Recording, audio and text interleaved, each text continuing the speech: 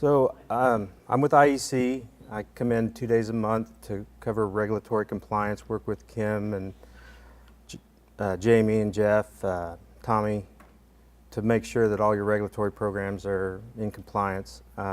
Today we're going to cover chemical hazard communication. It's a program that OSHA requires that all companies with more than 11 employees provide to their employees. Basically, it's known as the employee's right to know. Today's training, we're going to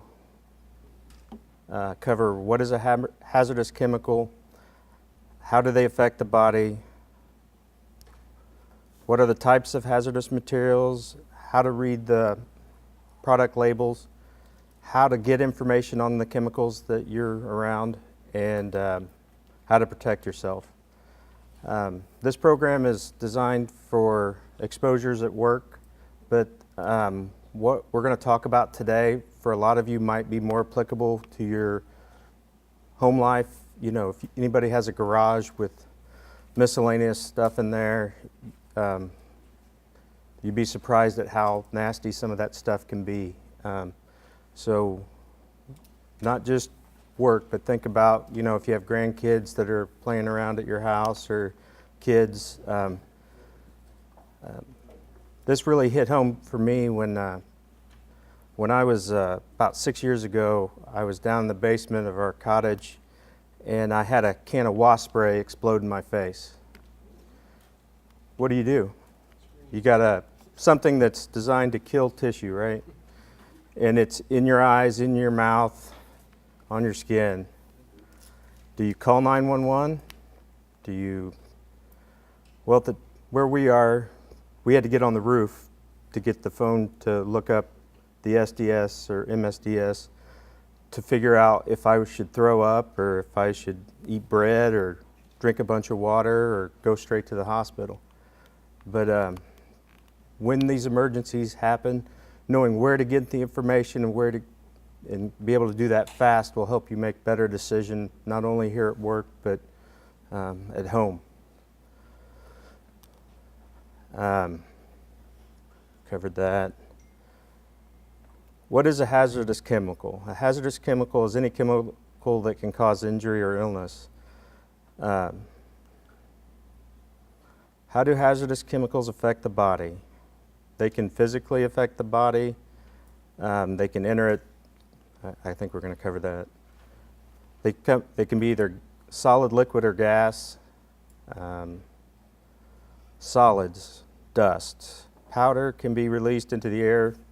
So if you're cutting a penta pole, you're creating dust. You can breathe that in. If you got some dried chemical that becomes aerosolized,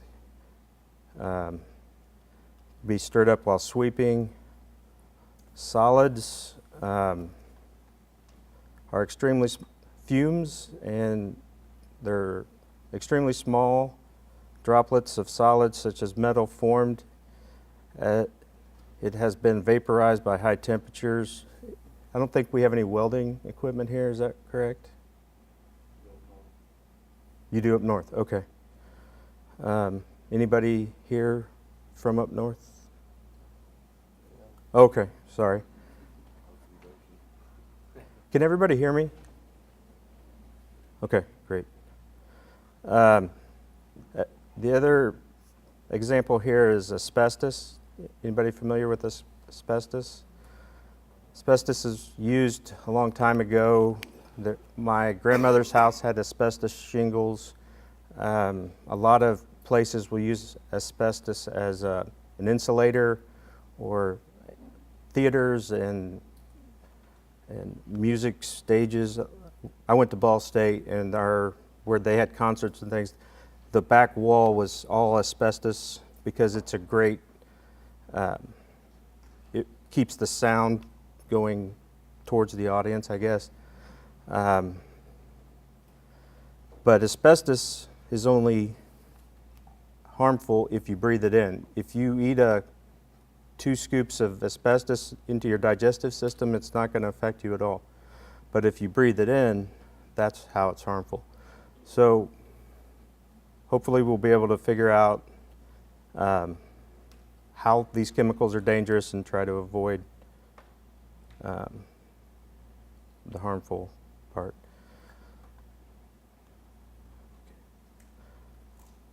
Liquids. Anybody think of a chemical liquid that's here at 9 Star?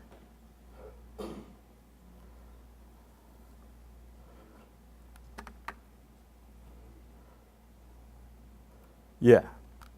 So, 3 months ago, Jamie and I went around the North Campus, and what I do is I just take pictures of all the different chemicals to make sure that they're added to your chemical inventory. These are just some examples of things that are on site. You notice Knockout is 27% HCl. Mild acid cleaner, Super Shine All, Rust-Lime. So those are kind of some examples of different liquids you have on site.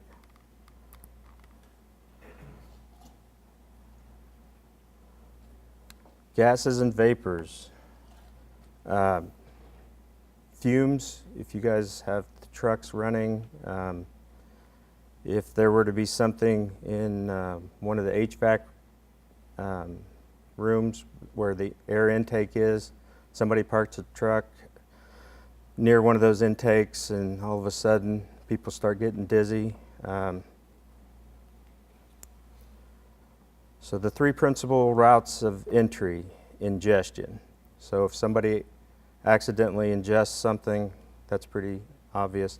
Inhalation, the 27% HCl that we just saw. Little background on me: I was a biochemist at Roche for 11 years, so I dealt with a lot of chemicals, designing assays for drugs of abuse and therapeutic drugs. And one day I was making a big bulk, and a person in the lab was carrying a big beaker of 27 normal HCl, which is about as concentrated as HCl can be. And I was working here, and this person was walking past me. She had face gear, big robes and everything. I didn't have anything like that. And as she walked by, I inhaled the vapors, and the next thing I know, I'm laying on the ground looking up in the air. So if you're using some of these chemicals, you got to be careful that you're not in a area where there's no ventilation, an area that you could be. Fact of the matter is, if we would have been in a confined space and she would have stood next to me, I would have died. It's fatal to breathe that in. So, and then skin absorption is another one.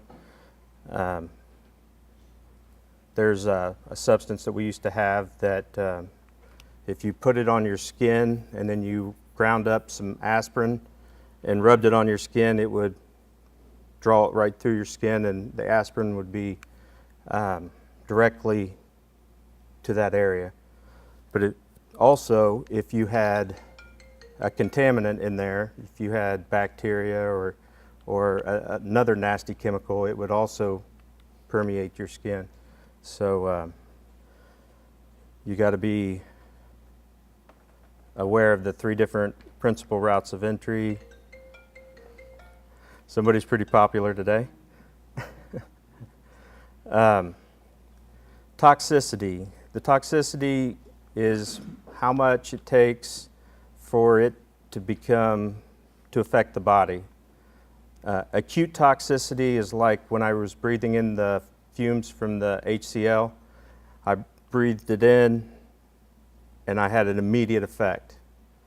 Chronic toxicity would be like a mechanic who was chronically exposed to oil So they have oil on their hands day in and day out, and over time they can become sensitized to it. The benzene and the teratogens and everything in that oil over time could cause cancer or all kinds of things. So some things that are going to affect you immediately, some things might take a while to manifest themselves. Chemicals, acute, like ammonia would be another one. Asbestos is one of the long terms. You breathe it in, the asbestos fibers attach to the bronchioles in your lungs and never let go.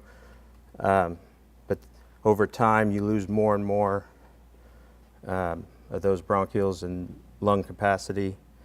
Carbon monoxide can have an acute effect and chronic effect. Acute, if it's carbon monoxide is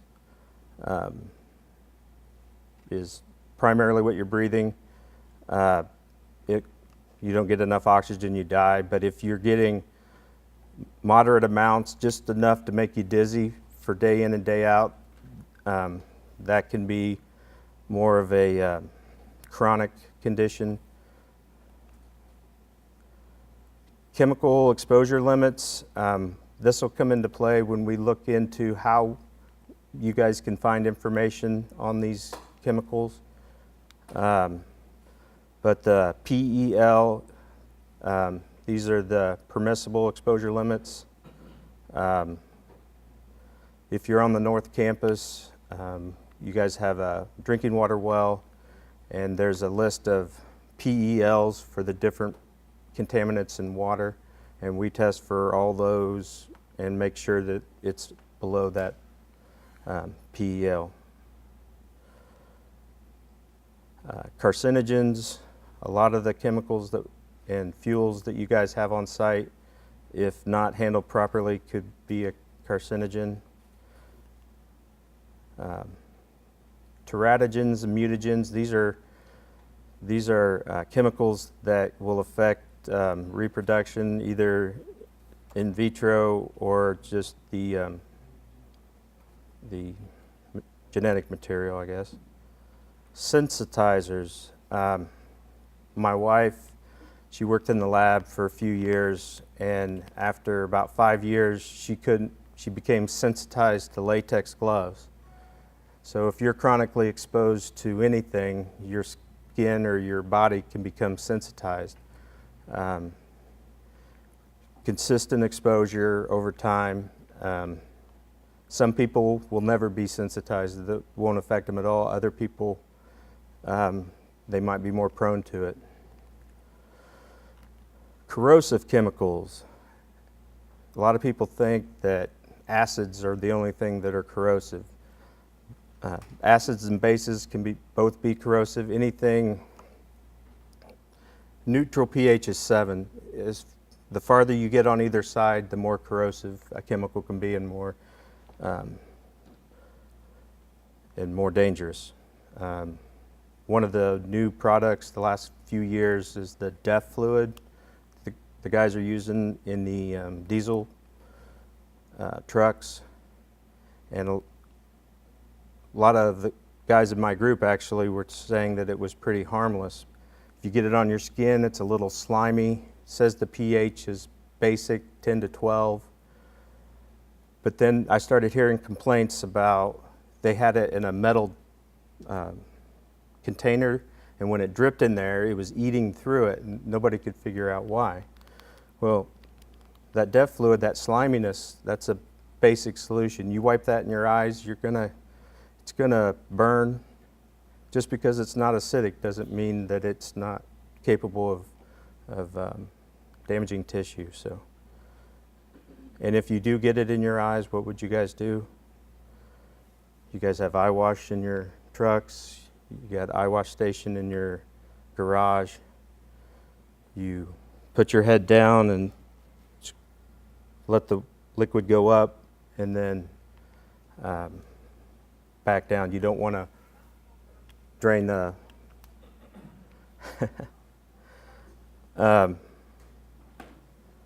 Does anybody know just why your eyes tear up when you're cutting an onion? When you're cutting an onion, it's releasing sulfuric acid gas, and when it hits your eyes start to water to dilute that acid, so you tear up. I found that interesting, I don't know. But other examples of corrosive chemicals: sulfuric acid, which you find in batteries, ammonia, cleaning products, acetic acid is a cleaning compound, and chlorine bleach. A lot of people think that bleach is either acidic or base, but it can be either one. You can get bleach that's acidic or basic. The problem is if somebody were to have two bottles and try to combine the acidic version and the basic version, then you get a big nasty plume and probably an explosion, depending on how quickly you add it one to the other. I have a little video. Well, it's almost summertime officially next week, and you know the heat has a lot of families heading to backyard swimming pools. But tonight, we have a warning if you're treating that pool yourself. This comes from a family in Greenwood that's still cleaning up today after some pool chemicals reacted in their home earlier this week. It caused a large explosion and sent the couple to the hospital for treatment. Naomi Pescovitz explains what happened and what they say you should know. The couple who lives here consider themselves experienced pool owners, and they treat their own pool all the time, which is precisely why they want to share their story with others. They never thought these two bags could do this much damage. This one I had poured in first and poured this one on top of it, and when it was just the powder, there was no problem. And then I added water, and when I added the water, it just exploded. I mean, it really did. It was so fast, within seconds. Two different brands of swimming pool shock treatment turned into a cloud of toxins in the kitchen. I dropped the pitcher into the sink, and it started to shoot. Like, it sounded like mortar. It just was a pow, pow, pow. The sink dropped. Pictures flew off the walls. Days later, the chemical is still splattered everywhere. The couple didn't want to share their names, but they do want other pool owners to know what happened. It was shock. We thought it was all kind of the same thing, and so you just kind of add it together, and you throw it in your pool. It's water, so you add water. You don't think there's going to be any kind of a reaction, and we added water, and there was a major reaction. They could be upwards in the range of $20,000 to $30,000 of damage in the kitchen. The chief of the Bargersville Fire Department says this was simply a mistake, but one that could happen in any home. Our homes are filled with dangerous chemicals, whether you have a pool, cleaning supplies, any other thing, and it's, you just got to be careful mixing those and even how you store them. Despite some respiratory problems immediately after the explosion, both husband and wife are fine, though the loud blast burst the woman's eardrum and left burns behind her ear. She was wearing this rain jacket, which shows how much worse it could have been. Really, that's what took the brunt of it, was that coat. That's, to me, that's kind of the epitome of what could have been my face. Now the family's left with all this cleanup, dealing with insurance, even a hazmat crew coming in, but thankfully it's all material and everyone's okay. And So I thought this was a good example of one was the acidic version, one was the basic. You mix them together and you get a boom. If they would have been in an interior room where that wouldn't have automatically been ventilating it, they could have easily asphyxiated. So again, what we're talking about today is not just for use here at work, but as you put lawn fertilizer down or use really any kind of chemical, it's good to check and see what the SDS says, what kind of PPE they recommend, whether or not they recommend you doing it in a well-ventilated area, things like that. We're going to go into that here in a minute. So back to the slides here. Am I doing on time? Here we go. Flammable limits. I think, is this acetone? So as you can see, here is where there's too little for there to be for it to be flammable.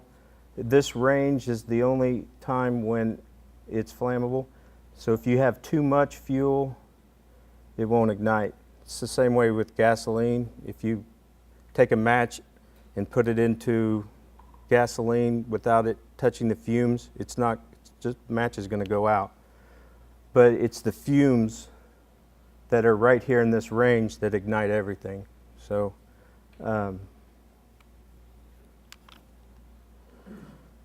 hazardous metals. Some metals can ignite and explode under certain conditions, such as magnesium or fine dust of other metals such as aluminum. Let's see. So we've kind of covered the basic kinds of how chemicals can affect your body and how they might enter your body. So now that we understand kind of some of the hazards, where do we get information on these hazards? So is anybody familiar with an MSDS or SDS? Material Safety Data Sheet is what used to be the common term. 3 years ago, the United States adopted the Global Harmonized System for Classification of Chemicals, which changed the MSDS to an SDS. With this globally harmonized system for chemicals, the new labels are a defined format. So each label for a chemical is going to have any kind of pictogram. We'll go over what the pictograms are here in a minute, but it gives you basically a summary of the SDS. So whatever hazards there are, this is going to be the Cliff Notes version of it. If you see a lot of multiple pictograms or one pictogram, it might be a good idea to look at the SDS and see what kind of hazards they are. And every label will be the same way. It used to be with an MSDS, the information in the MSDS, the manufacturer could put whatever they wanted in there and the labels could say anything. Now they have to give you this information and it has to be done a certain way. The pictograms are a big part of the GHS, or Global Harmonized System for Chemicals. These allow you guys to make a quick assessment of if something is dangerous or not. There's 9 pictograms. The skull and crossbones is acute toxicity, just like breathing in the hydrochloric acid fumes. Then here's severe, and acute toxicity, less severe. You can see the skin corrosion, serious eye damage, eye irritation.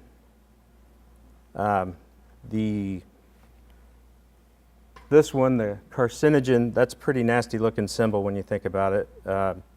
If you see that, you really want to be careful. This to me looks like an atom being split, being explosive. And then flammable. Corrosive metals, you notice that's the exact same symbol as you saw before. Gases under pressure, an oxidizer. So an oxidizer is the flames, but with an O for oxygen. What an oxidizer can do is if you're in a confined area, it will consume the oxygen in the area. So if you see that symbol, that means you want to make sure it's well ventilated if you're going to be using that.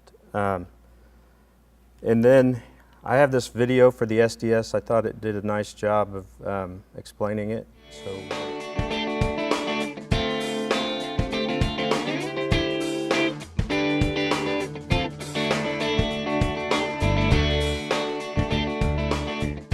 We live in a world of chemicals. Our bodies produce and use chemicals. Plants and trees produce them. Even water is a chemical compound. Other chemicals in our world are man-made synthetic compounds. Although we don't know exactly how many man-made chemicals are in use today, experts generally agree it could be more than 100,000. Gasoline, paints, household cleaners, detergents, toiletries, wipes, solvents, everyday products used at home or work are made of chemicals. Before using any chemical product, you should find out all you can about it, and this information is literally at your fingertips in free publications called Safety Data Sheets, or SDSs. OSHA's Hazard Communication Standard requires chemical manufacturers, distributors, or importers to provide safety data sheets, formerly known as Material Safety Data Sheets, or MSDSs, to communicate the hazards of chemical products. All safety data sheets are required to follow a specific format and provide detailed information in 16 different sections. To protect yourself, your coworkers, and your family members, here are the top 10 things you should look for on a product's safety data sheet. What is the emergency phone number? If someone is injured, hurt, falls ill, or poisoned by a chemical product, who would we call to get more information? You can be sure emergency medical personnel, especially physicians and nurses, will want to see the safety data sheet. The manufacturer or distributor's name, address, and phone number is required to be right up front in Section 1, along with 24/7 emergency phone numbers. What is this product recommended for, and are there any restrictions on its use? This information is also required to be included in Section 1. How dangerous is this product? Statements like causes irreversible eye damage, highly flammable, and can cause central nervous system damage appear on safety data sheets even for seemingly harmless everyday household products. Section 2 is called Hazards Identification, and it is required to include all hazards regarding the chemical. What do you do if the product gets in your eyes, on your skin? What if you inhale or swallow some? Section 4, First Aid Measures, lists the signs and symptoms of exposure to the chemicals and whether the effects are usually immediate or delayed, and the appropriate first aid measures to take. If the product is accidentally spilled or otherwise released from its container, how do we clean it up? What materials can we use? And how do we dispose of everything properly? Should we wear masks or gloves, eye protection? All this should be listed under Section 6, Accidental Release Measures. Are there any specific cautions we should be aware of to make sure we are safely handling and storing the containers of this product? Is it dangerous to store in certain places or near other chemicals or products? Does it have to be in a temperature-controlled environment? Section 7, Handling and Storage, provides this information. When using this product, what personal protective equipment should we be using? Should we use special gloves, splash goggles, or protective clothing? What should we do to prevent exposure to any hazardous chemicals in the product? Will we need to provide extra ventilation? Section 8, Exposure Controls, Personal Protection, tells us what we need to do to engineer a safe environment when using the chemical. What does the product look like? What color is it? Does it have a distinctive odor? Are the vapors heavier or lighter than air? At what temperature will it ignite? Is it an acid or alkali? Section 9, Physical and Chemical Properties, lists the chemical characteristics we should know. What other materials should never be mixed with this product? Can it become unstable if exposed to heat, light, or anything else? Could this product react with other materials like metals, causing it to decompose into a dangerous hazardous chemical? Some chemicals, when combined with certain others, can cause an explosion or fire. Section 10, Stability and Reactivity, outlines these cautions along with any known hazardous reactions. One of the most important sections of the SDS is Section 11, Toxicological Information. Could repeated exposures to this product cause allergic reactions? Are there any short or long-term health effects to exposure? Is this product associated with birth defects? Can exposure cause genetic mutations? Can it affect reproductive organs or the development of a fetus? By what routes can this chemical enter our bodies? And is anything in this product known to promote or cause cancers? Section 11 outlines this important information. When working with chemicals, we can never have enough information. Get the safety data sheets and read them thoroughly. Protect yourself your coworkers, and your family.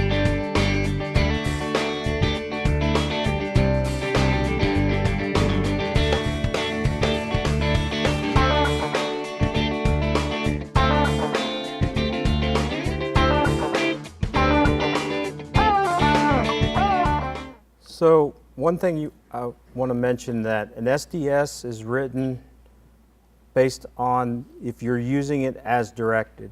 So my last house, when I used to put about double the amount of fertilizer down because I wanted my grass to be way green, that is going to change what the SDS would say. It's only saying that it's safe under certain conditions. If you use gasoline to clean your hands instead of fueling your vehicle, they're not going to explain the hazards of doing that in the SDS. So does that make sense?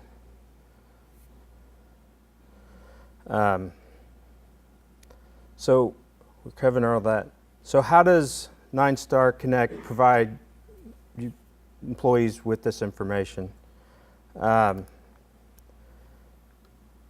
Everybody that has a computer has an icon that I had a picture of that Tommy sent me that's not here right now.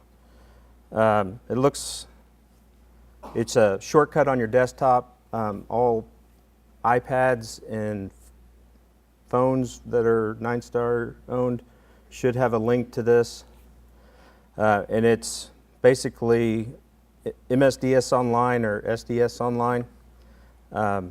So if, say you're in the office and a person in the field calls in and says, I've been exposed to this, we don't have access to the internet, can you look up the SDS? You can use this site to pull it up. So let's go back to some of the chemicals that I found you guys had. Here's actually, yeah. The problem with Google is that you don't know if you're going to get the latest version. SDS Online, what it does is it's required to keep every iteration of an SDS, but every time it's updated, it puts that one out there. So if you look it up online, you could be getting an old version or you could be getting the latest version, but you'll never know. So it's pretty simple to use. Let's do this Foam Bright here.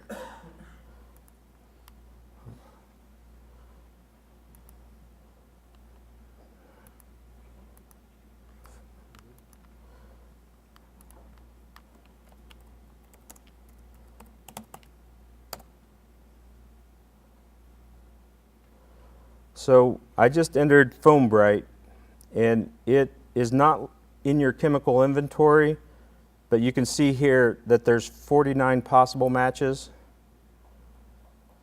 And then you can scroll down and find the right Foam Bright. So the Foam Bright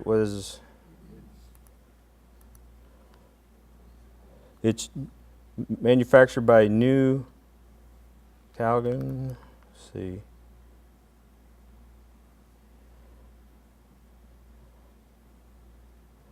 Of course, the one I pick.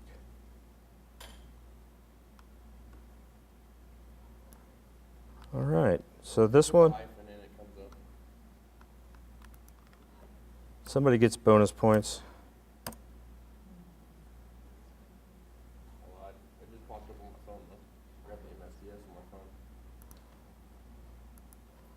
Am I spelling something wrong?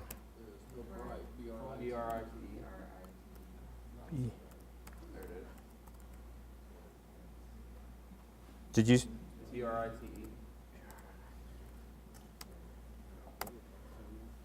All right. I thought I'd added all the ones that we had gone through.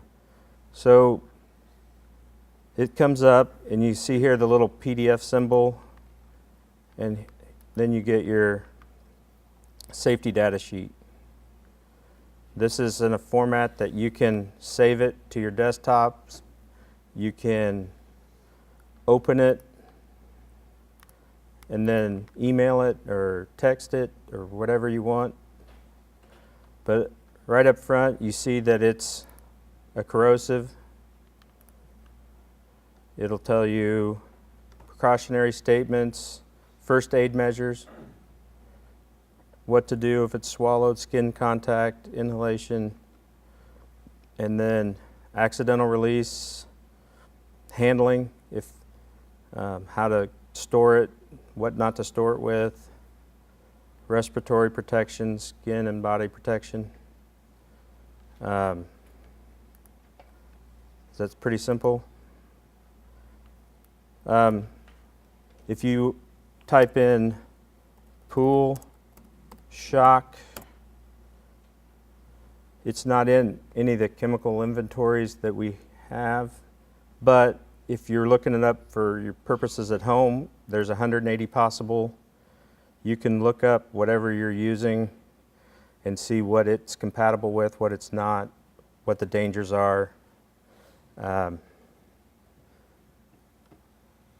Any questions about that? Has everybody seen that icon on their desktop? There's also a sheet or a link to a sheet that Kim is going to send out that will allow you to download the link to your personal phones. I know a lot of the people I've done this training with want to have it available at their house so that if their kids are playing in the garage and expose themselves to something, you never know what it's going to be, but it happens all the time. You can make good decisions as to how to treat them, whether to call 911. Let's go back to the PowerPoint.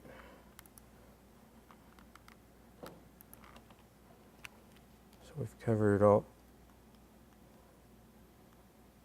I cut these slides down because I didn't know if I could do it in an hour. Secondary container labels. So if you're familiar with concentrated, you go to Sam's Club and you get some kind of cleaner that's a 10x, so you've got to dilute it 10 times. So you dilute it into a spray bottle at the right concentration. If that spray bottle is going to be used here at work and it's going to be completely used up during your shift, that's fine. You don't have to put a secondary label on it. But if you're going to leave that here, it should have a secondary label. Does that make sense? Secondary labels are something that the SDS Online can help you create. A lot of my co-ops will put a note in my inbox and say, hey, I need 10 labels secondary labels for this, and I'll go in and print them off and leave them there for them, or you can go on there and create it yourself. But anyway, this is something that if OSHA were to come on site and they saw a bottle like this, where who knows what's in there, somebody probably knows and it's no big deal, but it could be anything. So it's really easy to make these labels, and that way they don't get confused for something. As far as here at work, if you're using something, 9-Star will provide you with whatever PPE is needed. Just got to make sure that you ask. Gloves, safety glasses. If you're using chemicals that could splash in your eyes, regular safety glasses don't protect you. You have to have goggles.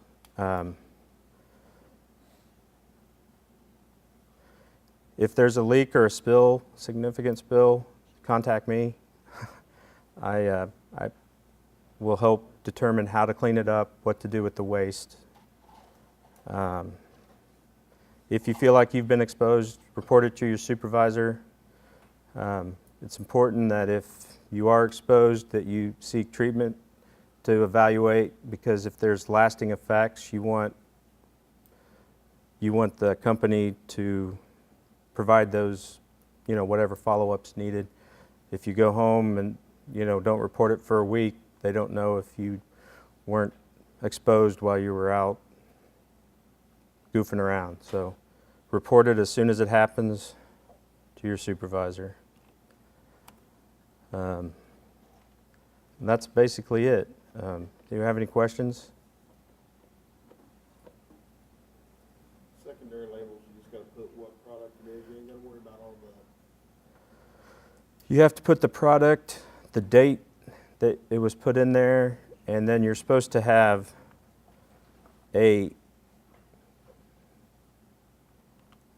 some kind of hazard label. It doesn't have to be the GHS label.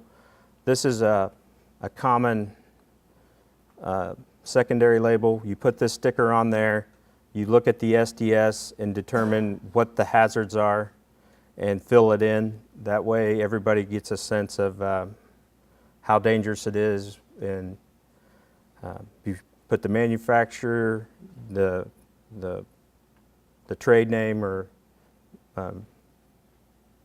Foam Bright, and then whatever information Foam Bright had on it. Do we still have that up? So most of the time they'll have at the end the NFPA. So Foam Bright, you'd put a 3 under the health, and then special hazard, it's corrosive. So a 3, 0, 0, and then CRO, COR for corrosive. That makes sense? And again, I have these stickers. I got a roll of them, so I can leave a stack at each campus.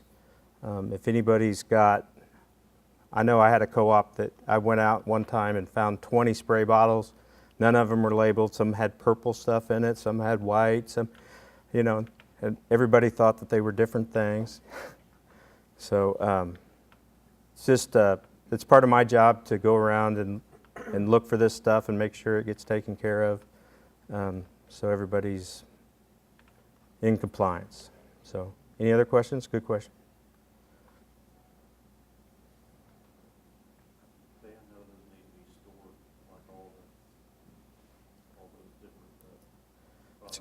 Good question. So anything here on site, you need to look at the SDS and make sure that you're storing it properly, whether it be in a chemical cabinet or at least ensuring that you don't have a strong base and a strong acid right next to each other. So I think we have some flammable cabinets here. I don't know if we have chemical cabinets, but I know that you and I had talked about making sure that we have proper cabinets for storage. Some of them are going to need to be either completely sealed or connected to an outdoor vent so that the pressure doesn't build up. But that's all based on your on-site chemical inventory. Another thing that I just remembered, so if computers were down, no internet anywhere, phones, there's a backup CD that I have here on this campus, and I have a couple of new ones for the North Campus that you could put in your computer and pull up everything that's in your chemical inventory currently during that kind of situation. So it's in the compliance cabinet here, and I don't know where we're going to put it up north, but we'll probably have, maybe we'll put it where the MSDS binders were.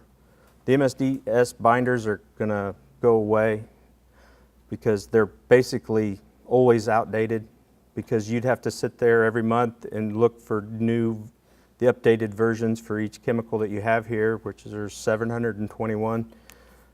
So by having it online, we're assured that we're getting the most up-to-date version. Does that make sense? And if you ever have questions, you can give me a call. Thank you guys for your time.